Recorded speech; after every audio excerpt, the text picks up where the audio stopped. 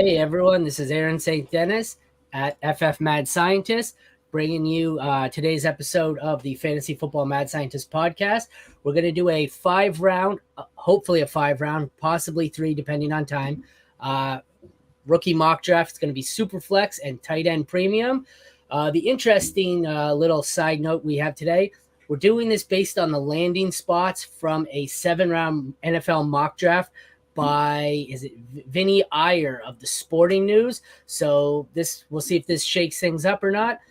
Joining me today, I have Emerson Beery. Emerson, how's it going? I'm doing fantastic, my friend. Thank you for having me on today. You know, when you started up right after the countdown clock, I almost wanted to jump in. I do the same thing for my own show, that little countdown clock. I was like, here we are. I was just like, I had to stop myself for a second there. Excited to be here. There's times where I'm glad it's on mute during the countdown clock. It just mutes us all. Why don't you tell us about yourself, where we can find you, where everyone can find you? You can follow me on Twitter, Dynasty_analyst there on the screen. But I work for many different companies. I started off at Roto Underworld recently, player profiler. I worked at SGPN for the past year. I've worked at the Right Way Sports Network for about 4 or 5 months now. And I've recently started a podcast with the Fantasy Football Face-Off Network, which is fantastic. And you should check that out. We'll actually be going live after the show. So that'll be fun as well. What's the name of the podcast?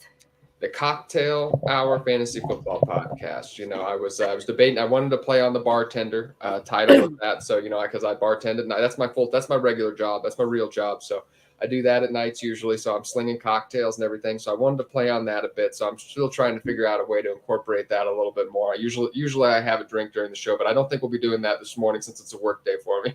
It's 5 o'clock somewhere, but I'm really glad you said the name of it, because I must have typed it 5 times promoting it before the show, and I don't think I got the name right once. It was Cocktail Fantasy Hour Football. I couldn't seem to get it right, so I'm glad you got it right. And next we have Tim. I know where he's at. He's going to be at the FF Expo causing trouble with me, but where can we find your work? I got my own podcast, the Fantasy Frontline podcast, and I've recently started working for Dynasty Football Factory. So I've got a couple articles coming out over there. Intro to Dynasty for beginners is something I'm really working on right now. That should be coming out periodically just to help out, people who want to get into Dynasty for the first time. And then I'm also contributing over at the FF League Winners. And yeah, that's about it. Catch some of their work. A lot of great guys over there. Of course, Aaron, you work there as well. So, it's just chock full of great guys. All right. Thanks for being here, guys. Like I said, check these guys. You can find them both on Twitter. Tim's is on the screen, and I believe Emerson's is too. You just got to add the app for it. That's what you are, right? Dynasty analyst on there? Yep. Just add the app before it. I can never remember. There's a lot of times where I'll go on there and it's like, oh, who is this person? Then I'll click on it. I'm like, oh, I know that guy. He's in this league. But people are, between Sleeper and Twitter, they're not always the same person. So now all it takes is somebody to change their profile picture. And I'm like, oh, nice to meet you. Yeah. Ryan McDowell does that all the time and messages me. And I'm going, who the hell is this dude? And I'm like, oh, it's McDowell. God forbid somebody changes their name on Twitter. Like, I have no idea who this person is. You know what the worst was? That 1 or 2 week where everyone changed their profile picture on Twitter to the DeMar Hamlin 3. Oh. The DeMar Hamlin thing. Yeah. 90% of the accounts look the same. Every last one of them. And Scott Fishbowl always throws it off too with all the special avatars and whatnot. All right, let's see if I can bring up my board here. We'll do a quick rundown. Like I said, it's going to be 3 at least, possibly 5, depending on time. Superflex and tight end premium rookie mock based on the landing spots from the Sporting News mock draft. We'll do a quick rundown here to see what he had. You guys, I'm going to run through it. Feel free to stop me if you see anything that you think is crazy. He seems pretty straightforward at the beginning. Panthers take CJ Stroud at 101. Texans at 102 take Bryce Young. Colts take Richardson at 104. Then we skip down to 11th overall. The Titans take the first wide receiver in Johnston. And Addison goes at 12 to the Texans. We see our first tight end at 15 to the Packers, Michael Mayer. The Lions, I hate this. At 18, Bijan Robinson. I don't like this for the team, and I don't like I this. love it. I love it. I don't. They have so many more needs. Why would they go with something they already have? I get it. He's better than Montgomery and he's better than Swift, but I don't think so. Moving on, we've got the Bucks. Took Will Levis at 19. We have JSN going at 20 to the Seahawks. Zay Flowers, who I'm getting increasingly high on, at 21 to the Chargers. And we round out day one with Jahmyr Gibbs going to the Eagles at 30. I would actually hate Jahmyr Gibbs to the Eagles. I mean, it would be hard not to take him at 106, but as far as like my personal feelings about it, I think it would push him way down. Just due to, running quarterbacks not really dumping the ball off to running backs that often. Eagles were last in running back targets last year, and that's pretty much Jahmyr Gibbs' game. Jalen Hurts vulturing goal line touches too. Well, he's not much of a goal line back as it is, but just pure pass game. I'm not liking it at all. Yeah, there's some standouts there. Will Levis, I don't expect to be there at the number 19th pick, although I do like that landing spot a lot. That would be very interesting, having Mike Evans and Chris Godwin. And I don't see the Lions taking on Robinson, considering that they have DeAndre Swift and David Montgomery, but we've seen crazier things for sure. Yeah. All right, we'll move on to day two here. I'll skim through it a little quicker. We have the Raiders at 38 take Kincaid. The Jets at 41 go Josh Downs. We have Darnell Washington going to the Titans. Jalen Hyatt goes to the Falcons. Rashee Rice to the Packers. Kayshon Boutte goes to the Pats. I hate any receiver that goes to the Patriots. Yep. I'm out. Musgrave goes to the Commanders. Oh, this one's going to be a problem. Emerson, you're on Tyler's channel, right, for your show? Which one are you talking about? Tyler, Tyler no, I don't work with him. No, I was on one of his podcasts the other night. Okay, who was it? I've been on so many shows this week. I thought it was you who said we were broadcasted from his channel. No. No.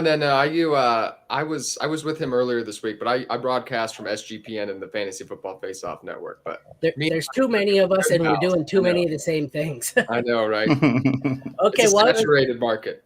You're safe then. You're safe. But whoever Tyler's going to get himself canceled because Roshan to the Bills. I am going to be on his podcast for round 2 live, and if Roshan goes to the Bills, I'm going to get him canceled because I'm going to strip down naked and I'm going to go to town. It's going to get real awkward real quick. So we might get Tyler banned from YouTube because I'm going to have a field day if Roshan goes to the Bills in the second round. Day 2 draft capital, second round draft capital. Oh, I love that one right there.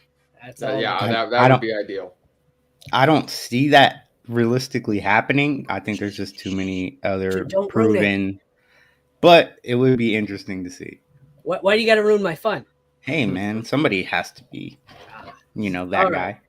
We've spent enough time on my fantasies, so let's move on. We've got A-Chain to the Titans, kicking off round 3. Bigsby to the Falcons, Tillman to the Colts, Hooker to the Lions. I like this pick. It's kind of sneaky. What do they've got Goff for? Another year, 2 years, at least one, correct? Yeah, one. I think it's a 1 year. Is it 2? I thought it was 1. I'll have to check out his extension he got from. But either way, I don't know how much Hooker's going to see the field in year 1. Even though they're saying he could be ready for week 1, I think that's a good spot to sit behind Goff for a year and then maybe take over. That's a sneaky good value there. We see Zach Charbonnet going to the Seahawks, Sam Laporta to the Dolphins, Zach Evans to the Chargers, Marvin Mims to the Cowboys, and Tank Dell rounds out the third round to the 49ers. I'm not going to go through the entire day 3. If we'll talk about them as some of them get picked. I'm sure, like Tajay Spears to the Saints in the 4th. He'll probably find his way into our mock. Some of these other guys we'll discuss later. I'm going to scroll down just so the YouTube audience can see it. So Jared Goff is under contract for 2 more years, but they do have an out next offseason.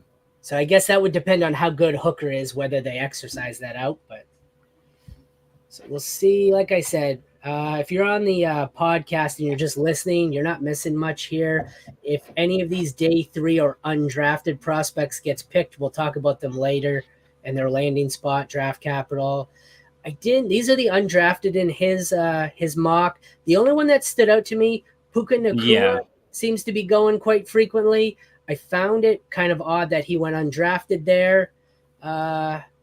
Charlie Puka had a great Senior Bowl, and he left. He ended up leaving early from the Senior Bowl, which is usually a pretty good sign. That he thought he locked up draft capital. Yeah. And I see Abanaconda after that pro day. I think he's going to go a lot earlier than the 5th round. I think I see him slotted in here, but I'll fade him a little bit in this draft. I have him as my RB4 right now, but I'll fade him in this draft if he goes in the 5th round a little bit. All right, I guess let's get things kicked off here. We're going to go Tim, then Emerson, then myself in a repeating loop here. So, Tim, who are you taking with the 101? Man, I'm taking the man, the myth, the legend. I'm taking Bijan. It's hard not to take Bijan. I think he's better than Swift. I think he's better than Montgomery by miles, and it's an easy pick. I was working on an article ranking the landing spots for him and going through if there was a single landing spot or draft capital that would keep me from moving him or keeping me from drafting him at 101 and taking like Stroud or Young. This was one of the ones where I was close. I think I still take Bijan over the quarterbacks, but the Lions were, I think I might have had them ranked as one of my worst 4 or 5 landing spots, aside from I didn't like him going to Indy. I didn't like him going to the Jets, but he's still your 101 even with the Lions. Yeah, any spot that doesn't have a top 5 running back, and the Patriots. Are you worried that it means he's not a starter maybe from week 1? Maybe he's got to win the job over slowly and doesn't ramp up till week 8 or 10? Hey, Breece Hall didn't start the year. That's not a huge factor for me. Eventually, the talent's going to win out, and he's going to perform. I agree. All right, Emerson, what are you thinking?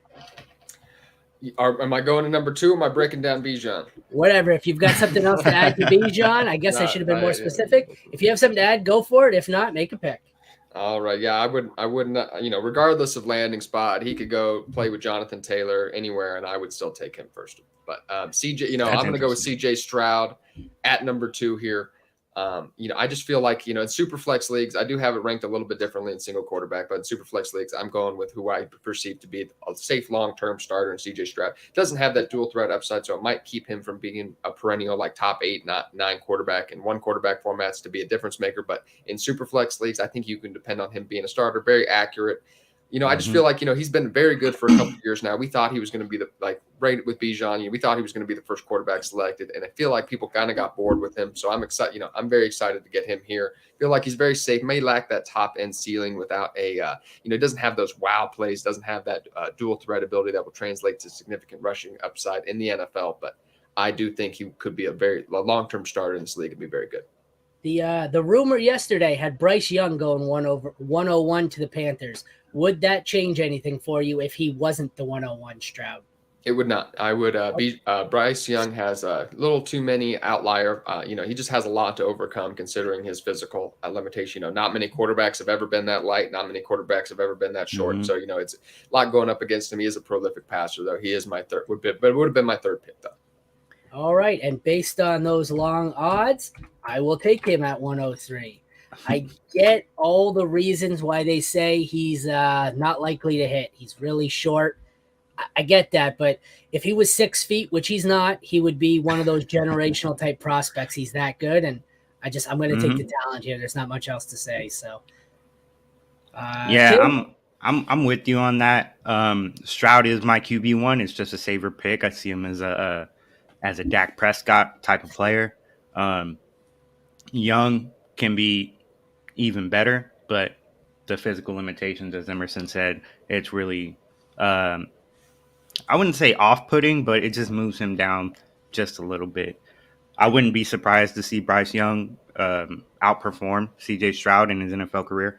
But for me, at 104, I'm going to take the guy with the highest upside in the entire draft, and that's going to be Anthony Richardson. Not my number one quarterback by far. The tape is terrible, but he's got the rushing upside to break fantasy.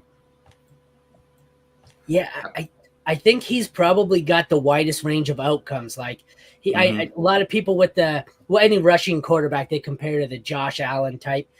I don't think he has that ceiling. He probably has pretty close, but he also has Jamarcus Russell in the range of outcomes. So I like to pick there at 104, but he is scary if I'm drafting him.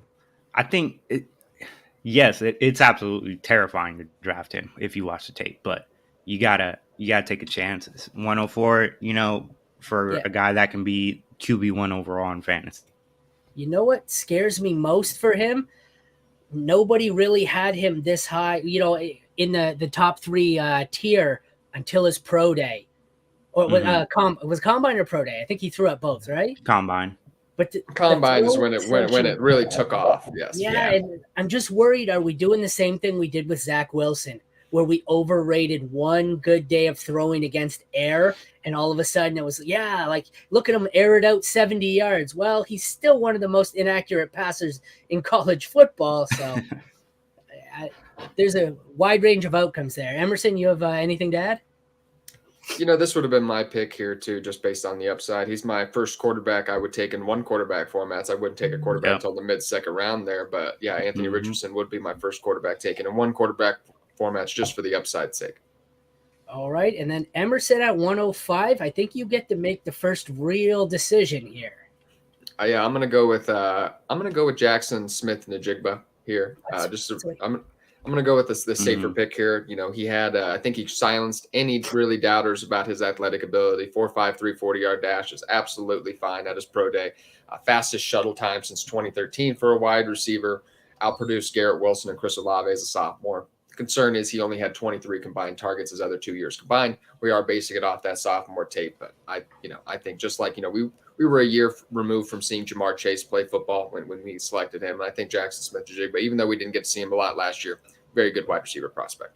I'm assuming your debate there was between JSN and Gibbs, who I took at 106 right after. That's pretty much that range. Is that who you were looking at second? Will Levis was right in that consideration as well. Yeah. Oh, wow. See, I like Will Levis too, but I don't normally take him that early because nobody ever goes for him that early. I can get him at 109, I was thinking. I never even considered him there, even though I do like the talent. So I think that might be the best landing spot of any of the quarterbacks. Yep. That would the Bucks, I wouldn't love to see him slide to the late teens, but that's a terrific landing spot. Yeah. And then I took Jahmyr Gibbs at 106. Eagles, I don't know. I'm happy he got into the first round. I don't love, like some of the things we talked about earlier with Tim. I don't love the Eagles as a landing spot. I don't hate it. I don't think it really moves the needle for me. Moves the needle up for the draft capital and down for the landing spot. But I still think he falls at the 106 for me there. Any thoughts or disagreement on Gibbs from either? I appreciate you taking Gibbs, so I don't have to make that decision. Yeah.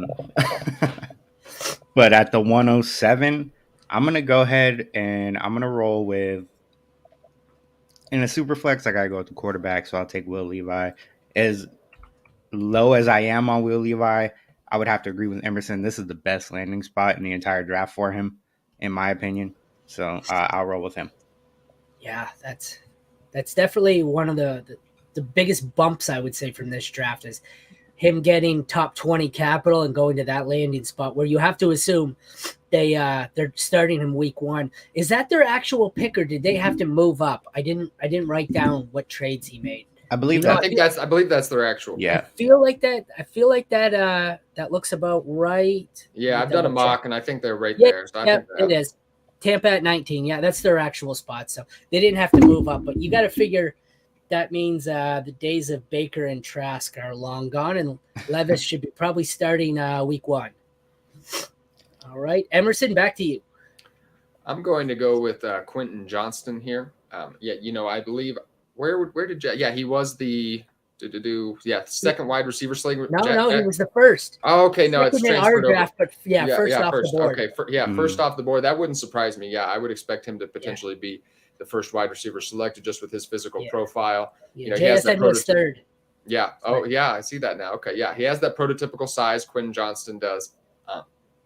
I just don't think he really plays up to it, which is sometimes one of his criticisms. His contested catch rate, very poor, played against some soft Big 12 coverage. You'd like to see that a little bit better, but he has all the tools to be a wide receiver one, unlike a lot of these guys who like a Jordan Addison, who maybe, just with his physical profile and his athletic ability, maybe slots in more as a wide receiver two in the NFL. This is a guy who has that kind of upside ability. While it may be in a higher range outcome for him for sure, I'd rather take the swing here in the middle of the first round. I just wrote a player comparison for him for player profiler between him and Jordan Addison. And I agree. He's got all the tools. I don't like his route running, and he has a lot of drops and focus drops, and he doesn't have the greatest hands, but I think his ceiling is the highest. Just based on his size alone, I think he's one of the few potential alpha receivers in this class. So I like that one there. He seems to be falling lately. I was getting him at 106, 107. A couple of drafts I've done this week, he's fallen into the second round. The one we might have done together, Tim, I think he went at 210 or 209. Yeah, he went to like the Patriots or something. Hey, yeah.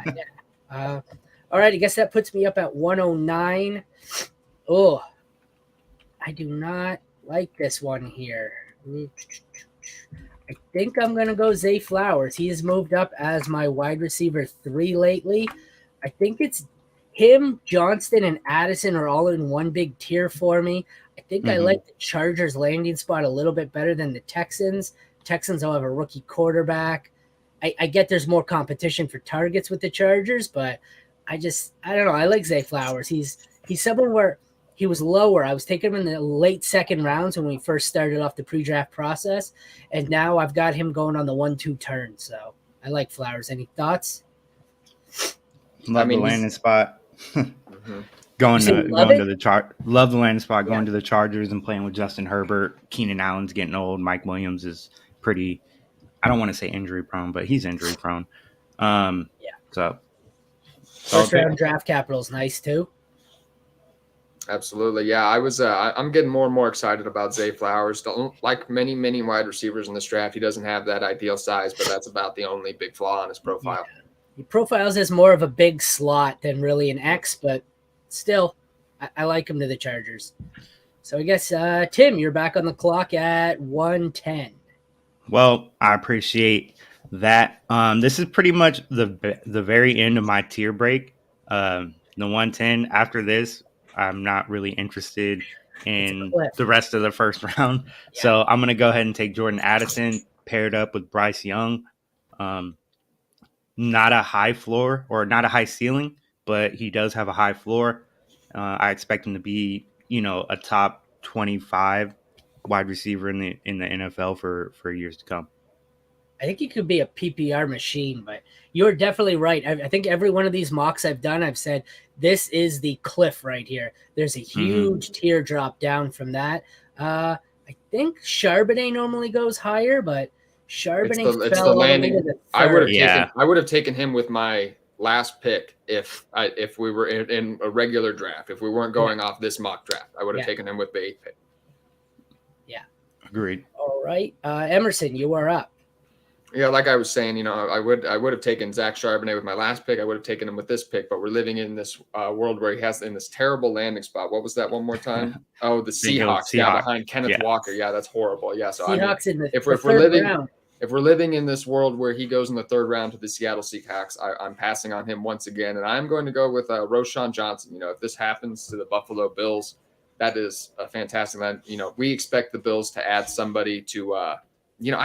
I guess it wouldn't be great for the first year with Damian Harris, but I think that would just be, I think they would be moving on him after this year. Then you're looking at a Roschon Johnson, James Cook backfield, Roschon Johnson taking a lot of the early work there. So, that's a pretty good landing spot for him there. And, I just didn't like a ton of the other landing spots in the second round for a lot of guys. I'd rather take some swings on the running back. And this has kind of been a theme for me. I'd rather take, there's a lot of wide receiver in this draft. Like, where are we ranking guys like Josh Downs, Zay Flowers already? They're kind of in the dynasty wide receiver 4 territory because there's so many good wide receivers in the NFL. I'm going to start taking some swings on some backs here who can actually make a difference for my fantasy team other than maybe 10 PPR points, 12 PPR points. I don't even think I factored in Damian Harris to that landing spot. I think he wins the job outright from Damian Harris, maybe as soon as preseason. I don't think. I think that's one of the best landing spots he could have gotten, and the draft capital I love that, love it. Yeah, I mean that it is exciting. So I think it could be a little bit slower. And James Cook is no slouch as a rusher either. He's just not a big frame, so he's just not going to get a ton of work in that department. But I think I think it could be a slow first year, but I think in 2024, I think everybody could be really excited. Oh, that puts me back on the clock, hey? Originally, like I said, in the pre-draft process, I was always going Michael Mayer right in this slot, but it seems we've really shifted.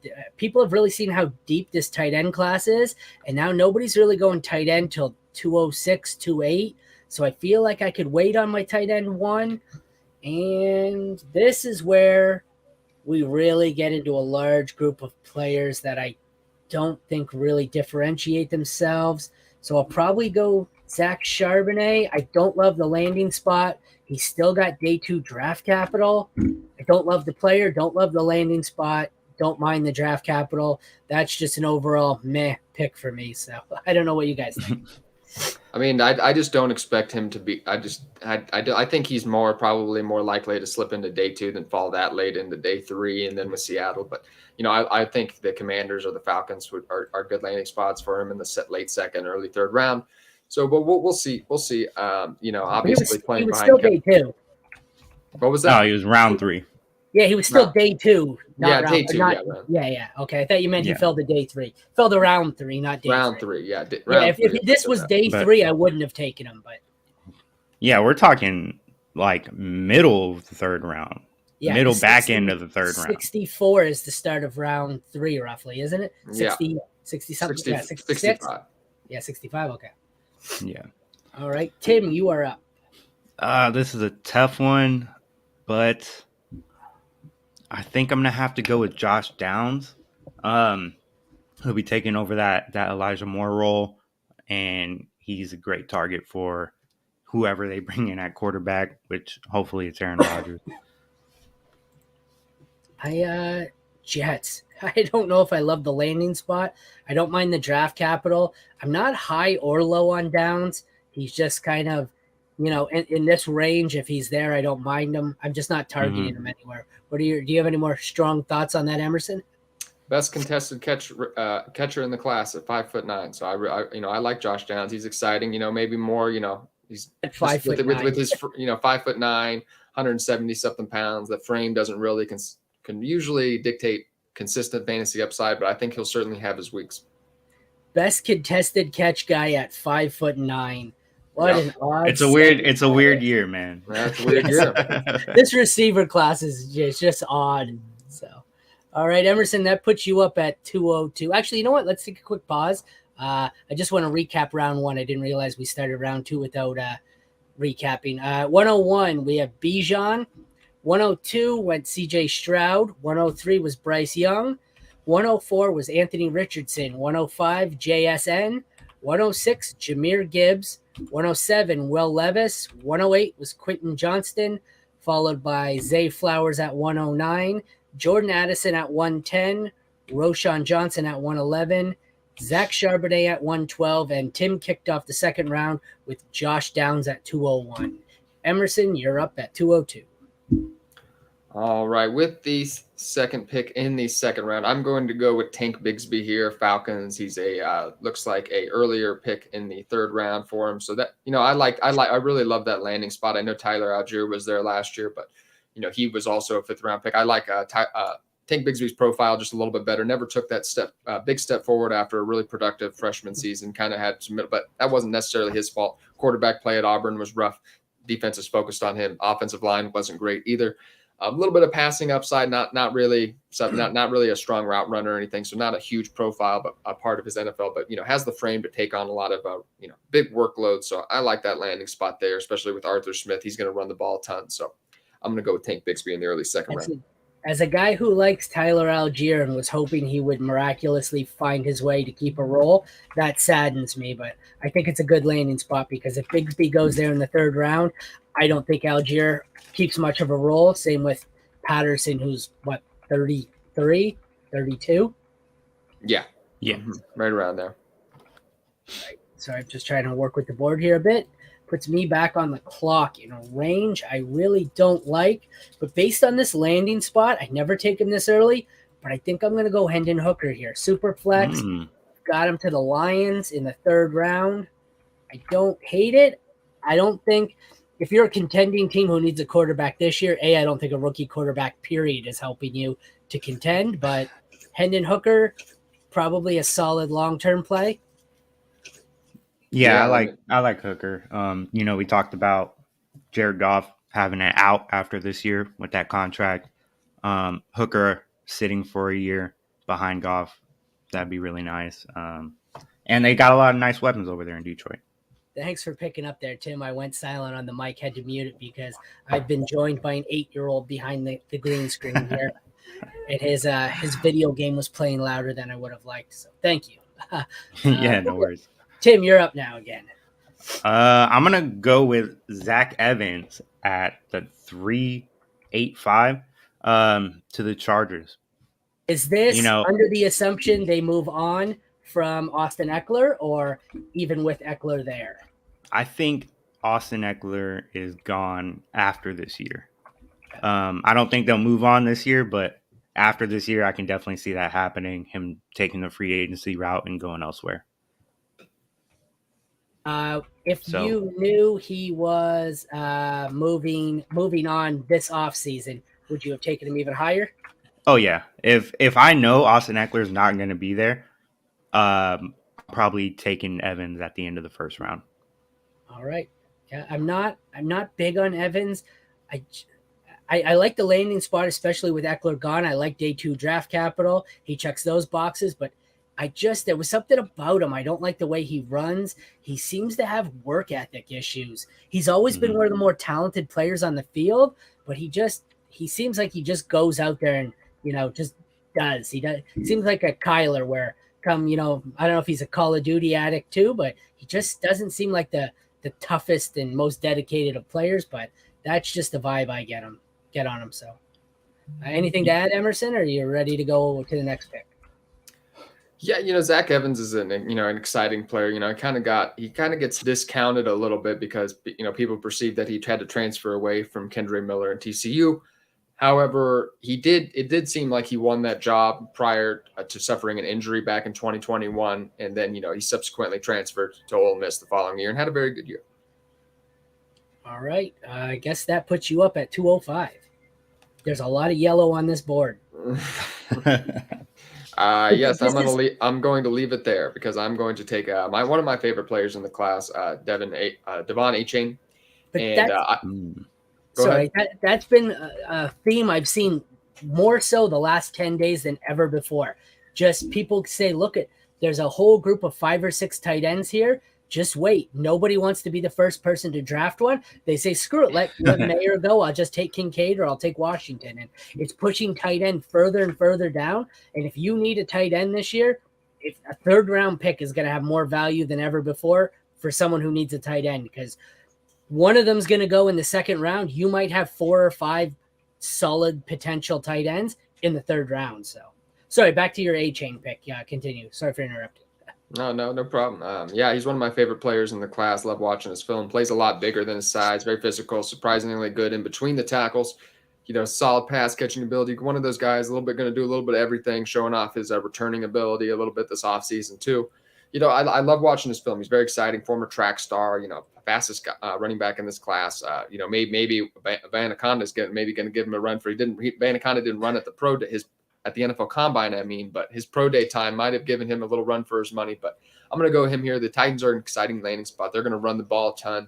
Derrick Henry's getting a little bit older, so this is a good complementary piece. And I always expected him to excel in more of a 10 to 15 touch per game role. So Derrick Henry really doesn't scare me off that much. Do you think he provides any value as a rookie in kind of a backup role or a complementary role to Henry, or are you basing this pick more so on them figuring that they'll probably move on from Henry within maybe next year and he could see a larger role?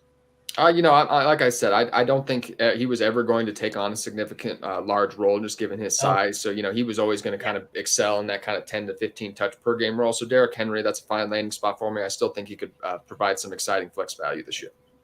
agreed. Tim, anything? Any disagreements or anything? No, not really.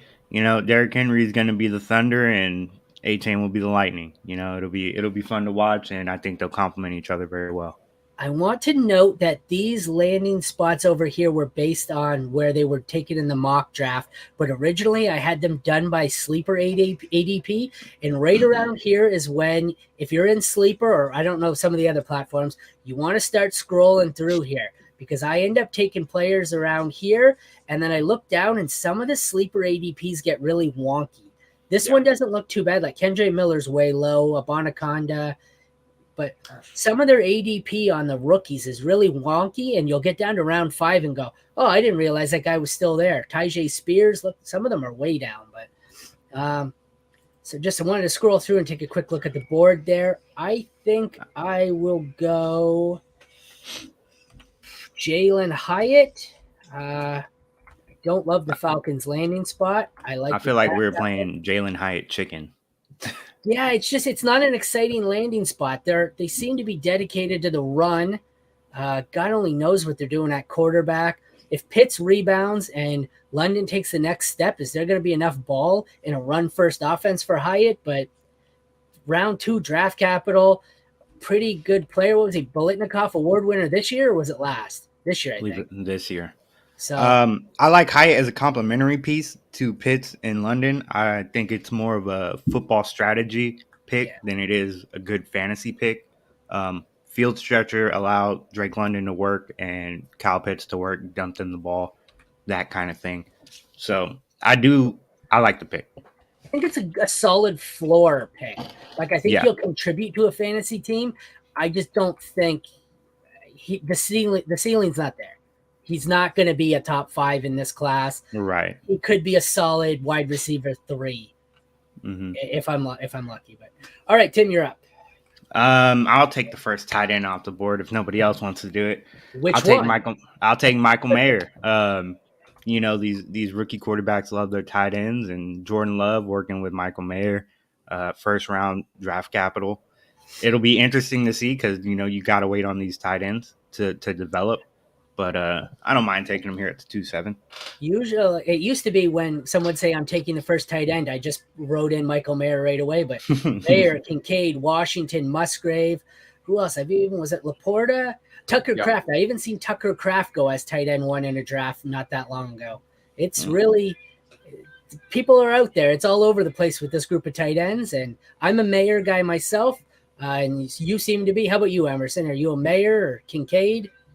For fantasy, I would go with Kincaid. I don't mind for NFL purposes taking Michael Mayer as the first tight end off the board. I think he, probably is the best NFL tight end prospect. But for fantasy purposes, I prefer the upside of Kincaid. All right. I think we're going to cap this one at round 3, guys. Otherwise, we're going to be 3 hours. So let's keep moving on. We'll take our time and go on to Emerson at 208. 208. I am going to go with one of my favorite wide receiver prospects. I'm going to go with Marvin Mims. Actually, here I was debating taking Kincaid. I'm gonna go with Marvin Mims here. He does everything pretty well, and played at Oklahoma. Great athlete, excels against man coverage. Posted a 96th percentile breakout age. Very versatile, can line up inside or outside. I see him sliding in that probably that middle of the second round of the NFL draft, more than likely. Let me double check. Where did he end up going in this draft again? Late end of the 3rd, it looks like. I mean, I like the Cowboys landing spot a lot, actually, for 2024 purposes too. And I also see him more likely than sliding and probably in the second round. But I do like that Cowboys landing spot. And if this was the case, he would be maybe stepping into that wide receiver 2 role in 2024. All right. Yep. At this point, it's kind of just get your guy and throw darts wherever you like. I'm going to take Kayshon Boutte here. He was a guy where when we started the pre-draft process, I had him in the second group, wide receiver 4 or 5, but he came in smaller, slower, just everything about him. He's plummeting down draft boards, but I think at 209, I can take the risk here and just hope that, what was his freshman year? He just looked unstoppable. Was it freshman or sophomore? One of the two. Either way, just hope that he gets back to that early LSU career and, hits his ceiling. If not, 209, I guess I can stomach that. Thoughts? I like that pick there. The upside is there. Obviously hasn't been the same since his freshman year. Inconsistent route running. Struggled with some injuries as a sophomore too. So, but certainly some upside here. And if anybody could, he's one of the few guys who has an outlier even chance of being like a wide receiver one for an NFL team. Yeah, I agree. The talent's there. Just couldn't quite put it together after his freshman year. But like you said, if anybody can do it, I think it's Kayshawn. Bringing up you at 210, Tim. 210. I'm rolling with Rashee Rice. That's 2 Packers in a row. I was just gonna say, you loading up on Packers? I'm pretty in quarterback. I'm pretty in on Jordan Love this year. Words I've never heard before. Look. If all he has to do is play moderately good, and he's shooting up draft boards. But Rashee Rice will be a nice compliment to Christian Watson. Separation issues, but he's a pretty solid route runner, and he's got great hands. I don't disagree. I don't mind. It's another one where it's just he's there for me in this group of wide receivers. I don't mind the landing spot. Don't hate it. I do like round 2 draft capital. So right off the bat, any wide receiver taken in round 2 is going to move up my board above the ones who fall. But I think around this area, I'm really gonna let the NFL tell me what they think about these players. Kind of how I feel too, as like we haven't really strayed too far down, and if this is how the NFL feels about a lot of these guys, then yeah, I agree with that. Emerson, anything? I like Rashee Rice a lot. I would have him and Cedric Tillman, if I was drafting a wide receiver here, would have been right in that conversation. Rice seems like he's fallen off a little bit this offseason. His perception among fantasy managers. He had a slow start to his Senior Bowl week. Not a terrific athletic tester or anything like that. So, he just wasn't a standout. But his play on the field, he's a very productive player, and I think obviously he's a very good NFL player. Obviously maybe he didn't impress in shorts this offseason. So should I assume that your pick at 211 is Cedric Tillman? No. I'm gonna finally deviate from this board, and I'm not gonna let the NFL tell me what to do anymore. I'm going to go with Abanaconda here, even though he's in the 5th round. I expect him to potentially get your guy. I do actually expect him to maybe sneak into the 2nd round of the draft, but at least in the date, I would expect him to be in round 3 after that impressive 40 time. He just has everything you're looking for. That impressive athletic testing. He had a great year at Pittsburgh. I believe it was over 1,700 all-purpose yards, great burst. Some questionable vision at times. Not a strong pass catcher at this point, but he is a young running back with all the physical tools to be a good pass catching running back in the NFL. So I wouldn't exactly put that out of his wheelhouse too. So I just, I love the upside here. So I'm going to go with one of these running backs here. And I know there's quite a few players on this draft board that got taken ahead of him though. How do you see the role shaking out then if he goes to the Bucs between him and Rachaad White? You see it as a 1A, 1B, or do you see either one of them having a more defined role than the other? I think it would be more of a 1A, 1B. I expect him probably to be the 1B to Rachaad White. However, I do expect the Bucs to be, especially if they drafted Will Levis, a very run-heavy team. I think they would certainly lean on that. I expect I expect that to kind of be the case going forward. I don't think the Bucs offense, especially with Will Levis, their first year, is going to be passing the ball anywhere near as much as what they did with Tom Brady last year. So I expect it to be plenty of room for them both to have, low RB2 flex potential. And to round out the end of the 2nd here, I'm going to take Tyjae Spears.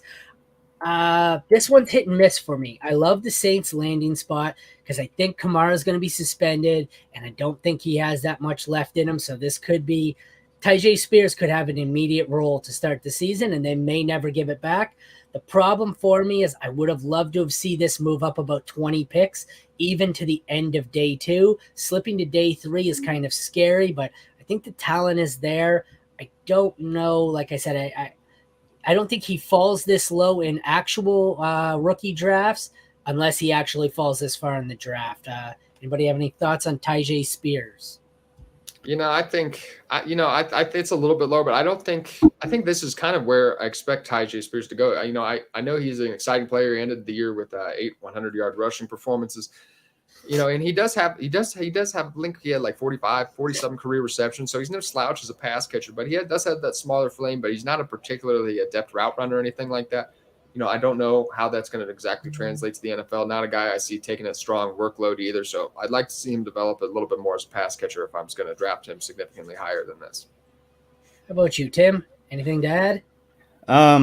Not really. I mean, I'm looking at the board. I'm really seeing, two halves of the second round, all kind of, 201 to about 205 is all one tier players to me. And then 206 to about 212 is all the same tier players to me. I've said it 100 times. This round 2, once round 2 starts, ignore ADP. You see this here, Downs could go at the end of round 2. Boutte or Rice could move up. Mayer could go. There's no ADP here. It's just go get your guy, whoever you prefer. Let the draft capital and the landing spot will probably dictate it a bit and let that guide you. But we'll do a quick rundown of what the anarchy ensued here. 201 was Josh Downs. 202, Tank Bigsby. 203, Hendon Hooker. Zach Evans goes 204. Devon A-Chain at 205. I like that. That's pretty good value there. 206 for Jalen Hyatt. 207, we finally see someone break the tight end wall and go Michael Mayer.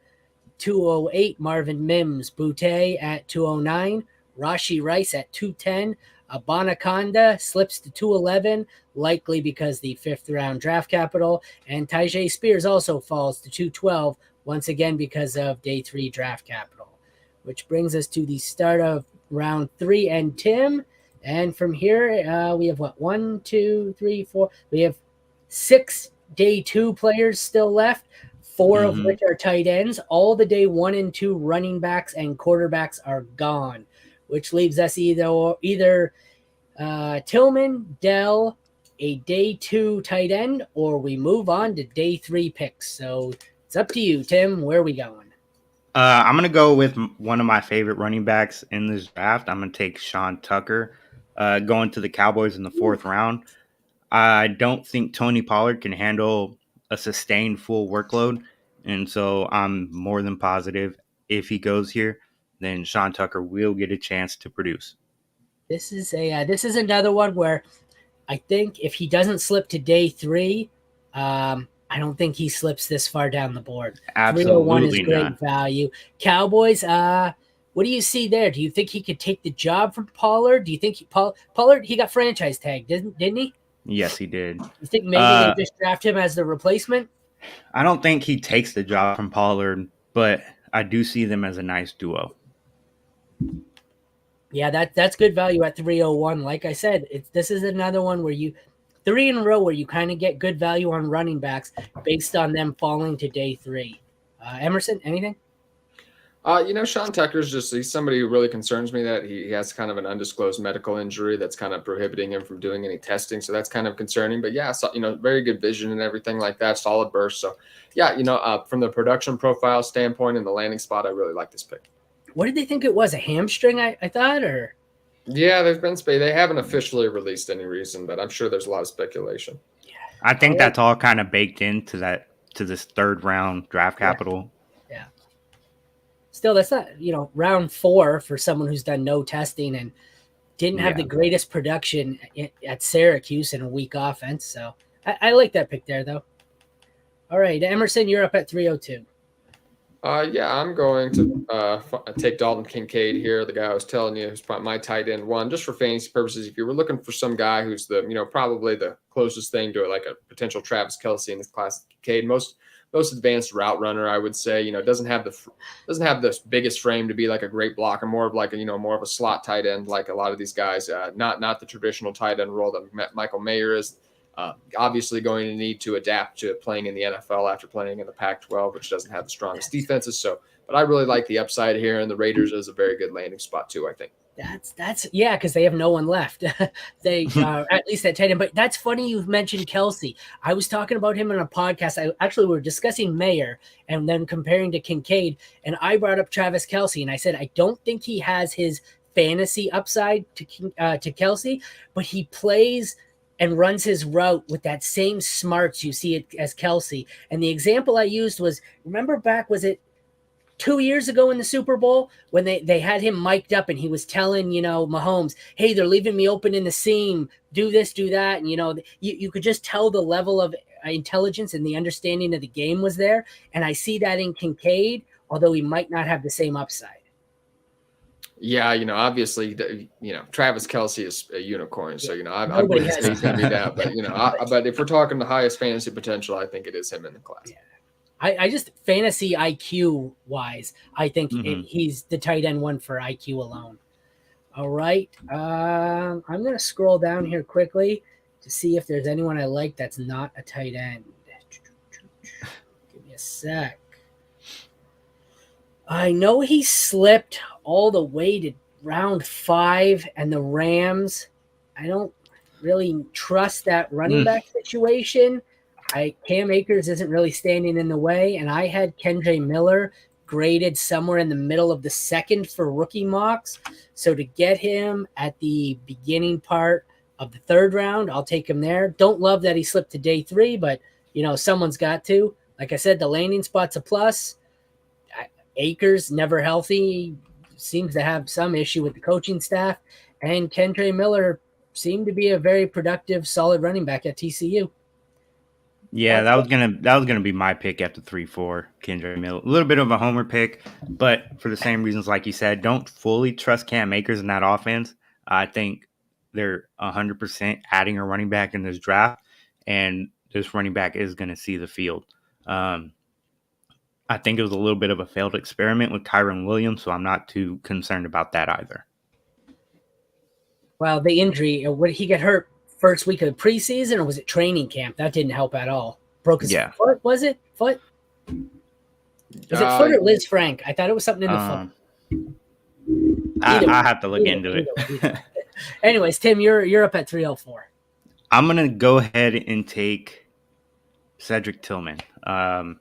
Probably a better receiver than Jalen Hyatt overall. I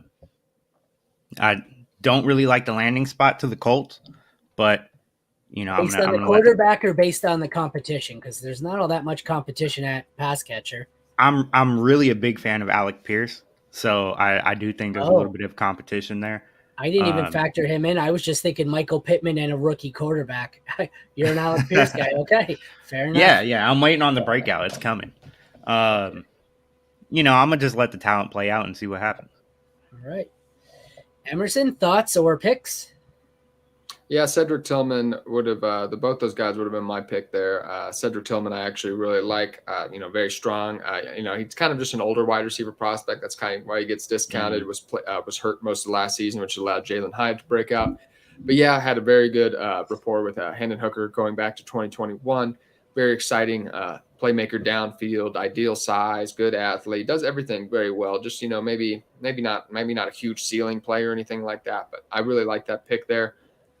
Up next, I'm going to go with Luke Musgrave to the Washington Commanders. I like that. It's a good landing spot. Yeah. He is an athlete. Doesn't have a lot of career production, but that's similar to a lot of tight ends. And honestly, at this point, kind of banking on the athletic profile. We got good medicals back from the NFL Combine and everything, so he should be ready to go. And he has flashed a lot of potential as right. Obviously, I think. If we're talking about potential alone, him, Dalton Kincaid, Darnell Washington have more upside even than Michael Mayer does. So, it's an exciting pick in the middle of the 3rd round, even though it might be a long shot. Well, the draft capital and landing spot, I like both of them. I'm lower on him than most, but going at what's that tail end, almost middle of round 2, I don't hate it. It's there's worse picks to be had there. Tim, thoughts? Yeah, I like the landing spot a lot. There's not really much competition over there. He's Logan got the draft Thomas. Capital. Does he still play? Is he retired Yeah. from injury? Or I'm not sure what's going on over there, but I'll throw the rookie tight end in the mix and see what happens at the 305. I think that's solid value. Alrighty, I am going to take a look at this board because it's getting ugly. Deuce Vaughn, yikes. Let's move up here. We'll just go with Jaden Reed to the Vikings. Not a big KJ Osborne guy. Someone's got to fill in the role from Adam Thielen leaving.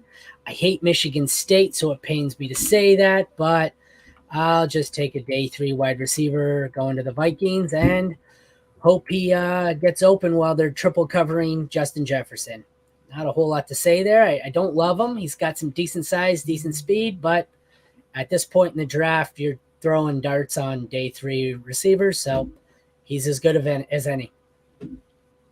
Yeah, I'm with you. At the 307, I'm going to go ahead and take Deuce Vaughn. I know that wasn't a great landing spot for you, but he's in the 6th round, but he's going to the Chief and he's going to Andy Reid. And, I'm interested to see what Andy Reid can do with this talent. The landing spot is great. I have the Chiefs as one of my favorite landing spots for any running back to go.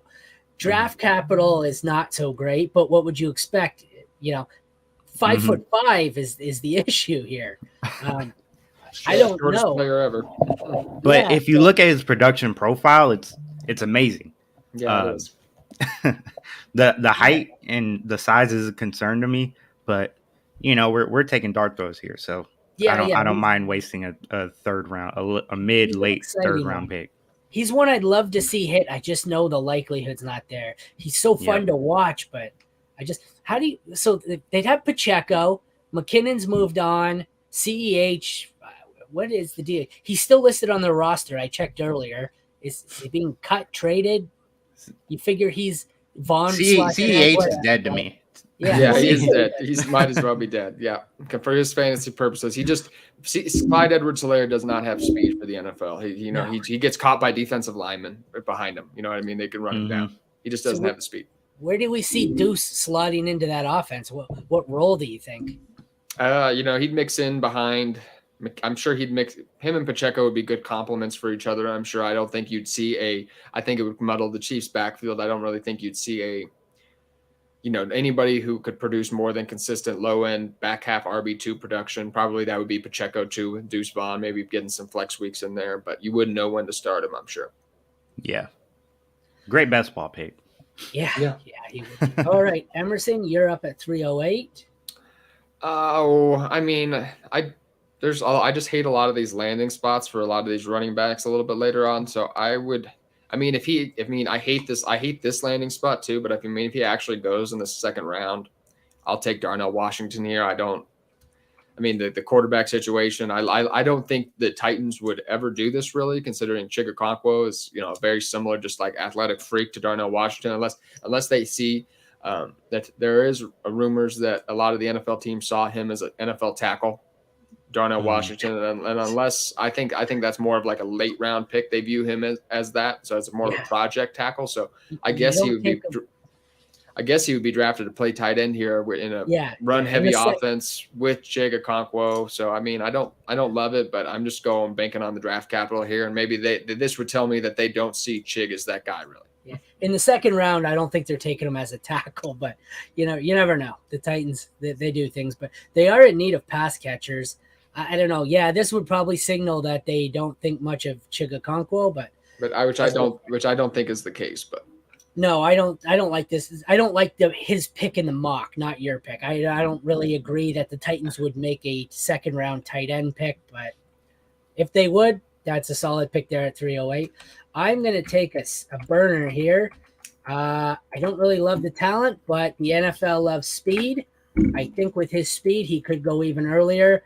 And the Chiefs, I don't know if he'll even provide actual value, but once he gets drafted to the Chiefs, have they drafted a receiver already in this? No. Just let me know. So if he's the first receiver they take off the board, I think his value shoots up, and maybe I can even flip him for an earlier pick next year before he busts for the Chiefs come week 1. But he's fast. Yeah, I like it's an exciting pick. He won't last this long. You know, us savvy managers waited because we've been burned by the Chiefs before. But if he went to the Chiefs, he'd be pushing mid-second round draft capital just because he's a Chief. Kind of like with his McCole speed too. Yeah, with his speed. All right, Tim, your last pick. All right, my last pick. I'm gonna go with one of my favorite late round dart throws. This guy has an awesome RAS score. We're looking at 9.89 RAS. He's going to the Buffalo Bills. I'm taking Jonathan Mingo. Oh, really? I thought you were going to go Hutchinson. I saw you highlighting it. Yeah, you started. I was just like, he must be inside knowledge. I've done this with Tim a few times. This has got Hutchinson written all over it. You threw a curveball. Yeah, I do love Hutchinson. Just a lot of competition over there in Jacksonville, and I'm not confident. Right? I'm not confident in how that's going to play out.